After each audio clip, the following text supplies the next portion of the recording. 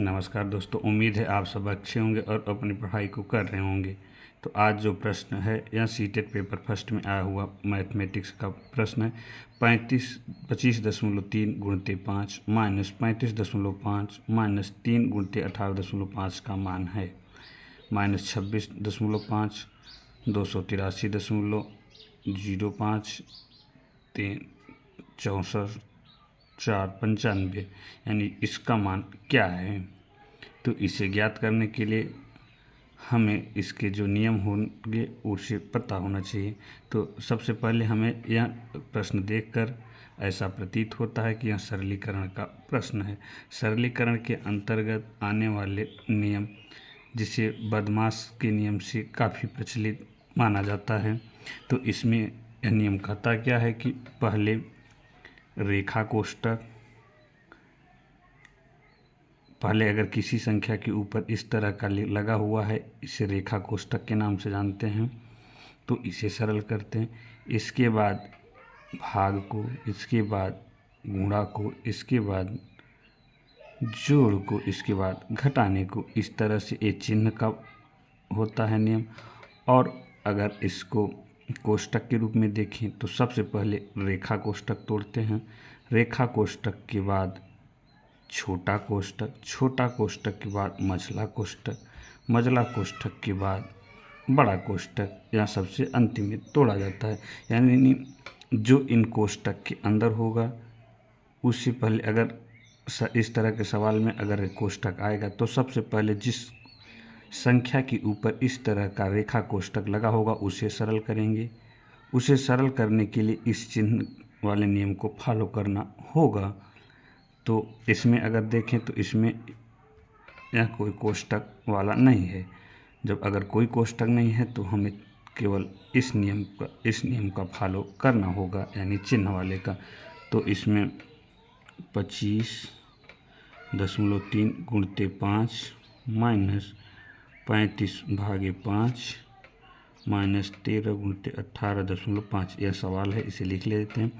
अब इसके बाद हम इसमें देखते हैं कि बदमाश का नियम जो कहता है, यानी भाग, गुणा, जोड़, घटाना, इसमें से इसी के क्रम में तोड़ना होगा।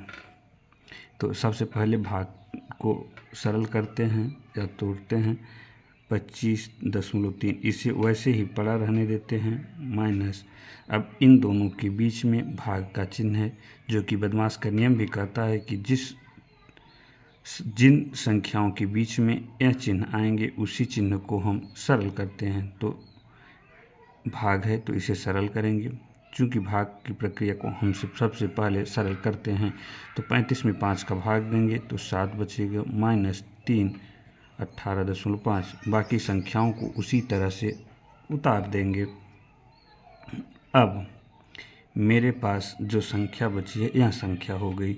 अब इस संख्या को हम सरल करते हैं। दूसरी क्या कहता है कि जो गुणा का चिन्ह होगा उस संख्याओं को सरल करना होगा। तो अब हमें पहले ही गुणा का चिन्ह मिल गया तो इसे सरल करेंगे। 3 × 5 = 15, 5 × 5 = 25, 1 हासिल 26, 5 दूनी 10, 10 तो 12, यानी 126.5 हो गया। अब इस तरह से माइनस लगाओ तो माइनस लगा देते हैं, माइनस पुनः है, और इस तरह से इसे फिर पुनः गुणा करते हैं। तो 5 × 3 = 15, 8 × 3 = 24, 1 × 25, 3 × 1 = 3, 2 × 5, माइनस 1 अंक बाद दशमलव, तो 1 अंक बाद दशमलव हम लगा देते हैं। इसके बाद हम इस संख्या को सरल, अब देखते हैं कि सब जगह माइनस, तो अब सबसे अंतिम में माइनस को सरल करते हैं। अगर इससे प्लस होता इसी संख्याओं के बीच में तो हम पहले प्लस को सरल कर लेते, इसके बाद पुनः माइनस को सरल करते। तो आइए 126.5 अगर हम इन दोनों संख्याओं को जोड़ लें और इसमें से घटा दें, 126.5 माइनस, इन संख्याओं को जोड़ने के लिए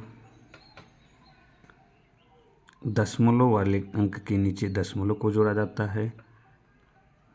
अगर दशमलव संख्या के नीचे कोई संख्या नहीं तो उसे छोड़ देंगे। अब यहाँ 7 है तो इस तरह से इसे लिखेंगे और इसे इन दोनों संख्याओं को जोड़ देंगे। 5 × 7 = 5, 12, 62 यानी माइनस का 62.5 हो गया। अब पुनः इन संख्याओं को घटाते हैं, तो इन संख्याओं को घटाने के लिए 126 माइनस 5 62.5, इधर प्लस है इधर माइनस, तो इधर घट जाएगा। 0 2